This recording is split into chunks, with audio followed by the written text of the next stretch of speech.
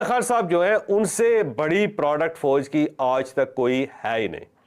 और फिर इसके बाद अगर आप बाकी इनके जो लीडर्स हैं उन सब का प्रोफाइल निकाल के देख ले तो इनमें से कोई ना कोई किसी न किसी फौजी की औलाद है, कोई ना कोई किसी न किसी फौजी का भतीजा है, कोई ना कोई किसी न किसी फौजी का भांजा है।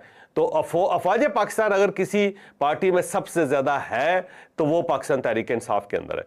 इवन यकीनन आप जानते होंगे कि अली अमीन गंडापुर साहब जो हैं इनके वालिद भी फौजी अफीसर थे और गंडापुर साहब उसके ऊपर बड़ा फख्र करते हैं, ये जहन में रखें आप। उमर अयूब साहब जो इसको अपोजिशन लीडर हैं और पहले इनके सेक्रेटरी जनरल भी रहे हैं, वो खुद अयूब खान साहब के पोते हैं। तो अयूब खान साहब जो फील्ड मार्शल, पाकिस्तान की हिस्ट्री में सिर्फ एक ही फील्ड मार्शल गुजरा है जिनका नाम फील्ड मार्शल अयूब खान था और वो उमर अयूब साहब के दादा थे। फिर आगे बढ़े तो जो इनके वालिद थे उमर अयूब साहब के, वो खुद अफवाज पाकिस्तान का हिस्सा रहे, वो कैप्टन रहे।